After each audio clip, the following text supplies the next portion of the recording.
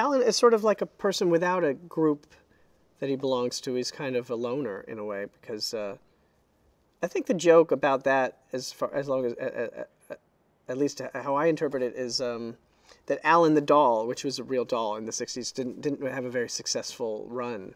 Like, wasn't a very widely loved toy. So I think the way that Greta and Noah handle that in the movie is that he's sort of this marginalized person in this world of Kens who is not like a huge success, basically. He's just a loner.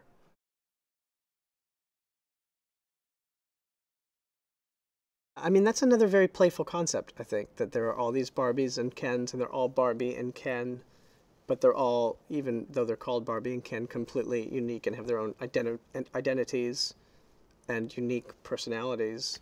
And that's been one of the most exciting things for me about this movie and being a part of it, was this cast and being around them and the energy. It's one of those movies where you just shoot a scene, shoot a take, and everybody just brings themselves to it and their rhythm, and the whole thing just feels like, the movie's already there. You kind of feel like you're already watching it, and you could just take any take and put that in the movie, and it's going to work.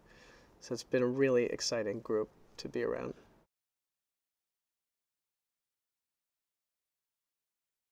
Margot as Barbie has been very exciting to watch. I mean, it's actually just been great to watch Margot working because she's like incredible and so in control of everything she's doing, but like completely relaxed on set and having a good time. It's like really great to see someone who's just great at their job.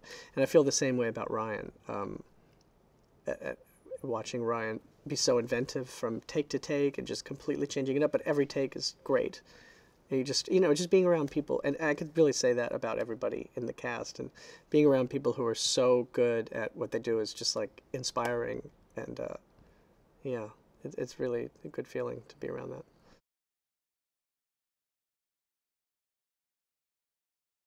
Well, I can't imagine anybody else directing it other than Greta. I mean, she's been so amazing, wielding this enormous production with so many elements and this enormous production design and so many moving pieces. And, in the midst of all that, she's so free and inventive and changing things. She doesn't seem like there's this enormous pressure on her to rein it in. Instead, she's like reveling in it and being playful and bringing so much to it, and really that's a very infectious spirit too that the cast, I think, really can pick up on and feel like we can play and have fun, and and that makes everything loose and feel alive within such a massive production. So that's been very impressive and exciting to see.